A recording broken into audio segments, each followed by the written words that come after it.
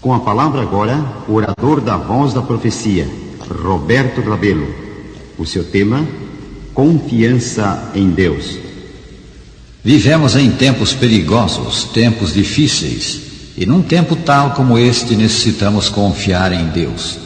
A fé em Deus torna-se cada vez mais rara na terra. Foi Jesus que perguntou, profetizando: quando vier o Filho do Homem, achará porventura fé na terra? São Lucas 18, versículo 8. A pergunta do Senhor implica resposta negativa. No tempo do fim haverá pouca fé na terra, ou, em outras palavras, haverá poucos que terão verdadeira fé em Deus. Quando os homens perdem a fé, afastam-se mais e mais do Criador, e o Espírito Santo os abandona e eles fazem coisas que não fariam de outra maneira. A influência refreadora do céu é removida. Cumpre-se assim a profecia de que nos últimos dias sobrevirão tempos difíceis. 2 Timóteo 3, versículo 1.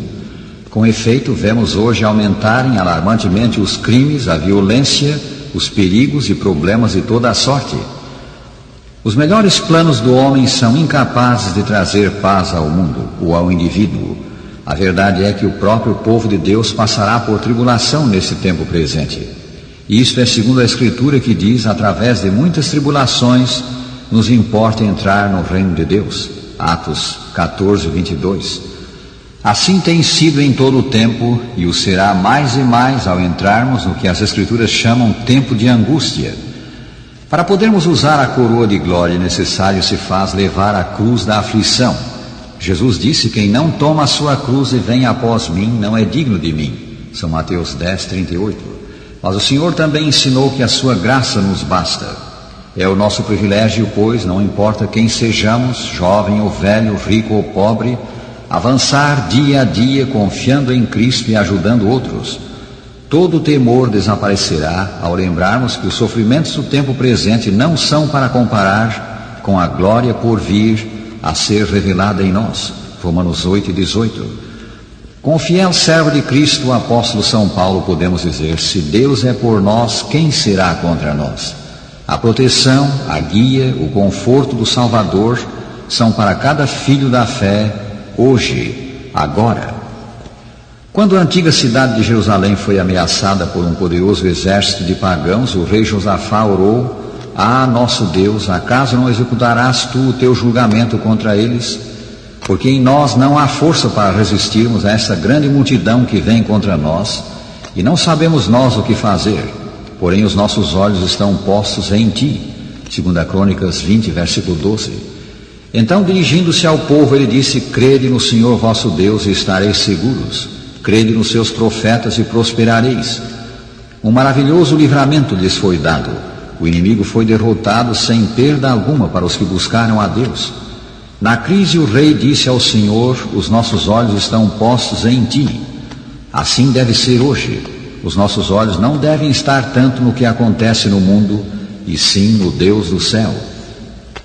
À semelhança daquele tempo, o nosso tempo é tempo de angústia, tempo que desafia a fé em Deus. Porque ele é tempo difícil, deve ser tempo de fé para os que servem a Deus. Para mim é tempo de temor e desespero. E foi isto mesmo que Jesus predisse: haverá sinais no sol, na lua e nas estrelas, sobre a terra, angústia entre as nações em perplexidade, por causa do bramido do mar e das ondas. Haverá homens que desmaiarão de terror pela expectativa das coisas que sobrevirão ao mundo, pois os poderes do céu serão abalados. São Lucas 21, 25 e 26. O tempo mencionado nesta profecia do Salvador é o tempo em que vivemos. Sabemos que assim é porque o versículo seguinte diz que após os sinais no sol, na lua, nas estrelas, a angústia das nações e o temor universal que se apoderaria dos homens, o mundo verá Jesus voltando nas nuvens do céu. Essa vinda não é uma teoria, coisa imaginária, mas o aparecimento pessoal, literal do Senhor, que disse: voltarei e vos receberei para mim mesmo. São João 14, versículo 3. Cristo era real quando esteve na terra.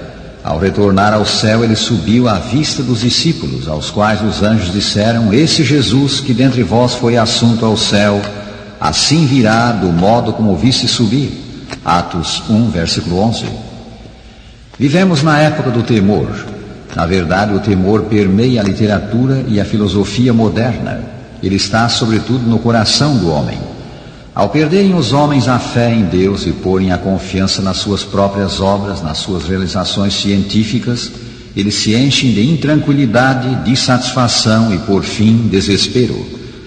Vemos isto hoje em certas formas de filosofia existencialista.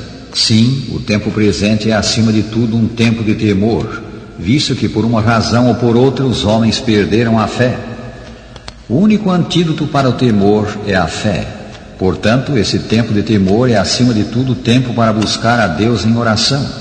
O Senhor diz: invoca-me no dia da angústia e eu te livrarei e tu me glorificarás. Salmo 50, versículo 15.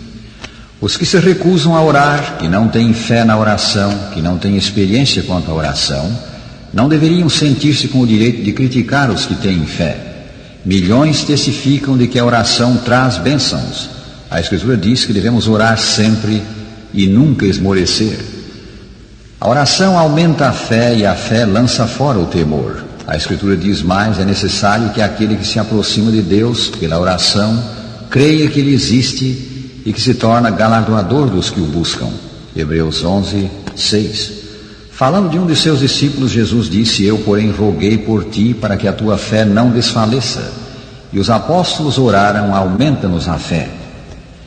Em segundo lugar, esse tempo de temor é tempo de ler o livro de Deus. Está escrito em Romanos 15, versículo 4: pois tudo quanto outrora foi escrito, para o nosso ensino foi escrito, a fim de que pela paciência e pela consolação das Escrituras tenhamos esperança. As Escrituras nos dão esperança, elas também nos dão fé. Ler e meditar as Escrituras faz crescer a fé. Na verdade, esta é a melhor maneira de fortalecer a fé. O apóstolo São Paulo escreveu: a fé vem pela pregação e a pregação pela palavra de Cristo. Romanos 10, 17. Assim como tomando alimento material fortalecemos o corpo e a mente, alimentando-nos da palavra de Deus, as Escrituras, robustecemos a fé. Há um milagre aqui. Deus inspirou as Escrituras pelo Espírito Santo, e se lemos o sagrado livro, o Espírito Santo nos ilumina o coração quanto ao sentido dele. Dá-se então o que mencionamos. Como o alimento material fortalece o corpo quando o tomamos, assim a fé cresce ao nos alimentarmos da palavra divina. Experimenta isto, rádio ouvinte, e verás que assim é. Não duvides disto. Não rejeites parte alguma das Escrituras, pondo de lado as porções de que não gostas e aceitando as que te soam bem. Aceita tudo. As partes de que não gostas poderão ser justamente o que precisas.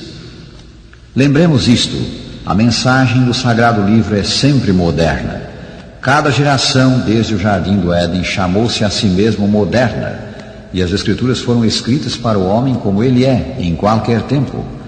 Não vos preocupeis com o aparato de crítica dos sábios. Depois de tudo, as Escrituras ficam de pé com a palavra de Deus.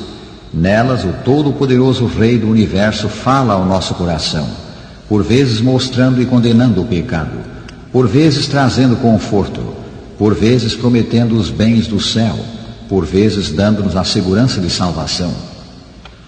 Alguém disse haver 3 regras para que uma pessoa se torne um bom pregador. A primeira é ler as Escrituras. A segunda é ler as Escrituras. A terceira, ler as Escrituras. Esta regra tríplice é boa também para a vida cristã. Ler as Escrituras, crer nelas, confiar nelas e fazer uso delas. Agora a terceira sugestão para esse tempo de temor: confiar no Senhor Jesus Cristo. Foi o apóstolo São Paulo que disse: por isso estou sofrendo estas coisas, todavia não me envergonho, porque sei em quem tenho crido e estou certo de que Ele é poderoso para guardar o meu depósito até aquele dia. 2 Timóteo 1, versículo 12. O Salvador é poderoso para guardar, poderoso para consolar. Nele temos em abundância o que necessitamos. Exames feitos conjuntamente por cientistas brasileiros e norte-americanos revelaram que a água do caudaloso Rio Negro, no estado do Amazonas, apresenta um grau de pureza maior que o da água potável de muitas cidades de países adiantados. Com efeito, um pouco acima de Manaus, a pureza da água do rio é quase igual à da água destilada. Os cientistas que fizeram a pesquisa a bordo da corveta Mearim, em 1963, bebiam dela sem hesitação. Isso é deveras notável, considerando o clima e a topografia da Amazônia. Cristo é a água viva. Ele é a grande e pura torrente da vida em meio ao paúl deste mundo. Ninguém necessita morrer por falta da água da vida. Milhares testificam de haver achado essa torrente vital, de haver achado salvação, consolação, segurança. Não recuses chegar a ela, rádio ouvinte. Experimenta tu mesmo. A consolação de Cristo é estendida a todos os homens nesse tempo de prova, e ela é eficaz em todas as circunstâncias da vida. Mesmo quando chegamos ao mais profundo e escuro dos vales, o vale da sombra da morte, não devemos temer, pois Cristo está conosco. O Cristo que trouxe à luz a vida e a imortalidade mediante o Evangelho. Disse que quando os turistas sobem a lugares perigosos nos Alpes, são ligados por cordas a experimentados guias. Eles se tornam como que parte do guia. Pode dar-se o caso de que resvalem e caiam, mas tal não acontece com o guia. Estão seguros enquanto ligados a ele. E assim é com o divino guia, ao galgarmos a escarpa da vida. Ele sustém os seus em toda hora de perigo e dúvida. Guia-os através da noite do temor. Jesus conhece o melhor caminho e jamais perdeu uma alma que confiasse nele. Quanto aos que nele creem, ele mesmo disse: eu lhes dou a vida eterna, jamais perecerão eternamente e ninguém os arrebatará da minha mão. São João 10:38. Sim, estamos seguros aqui nas mãos de Jesus, nosso fiel amigo.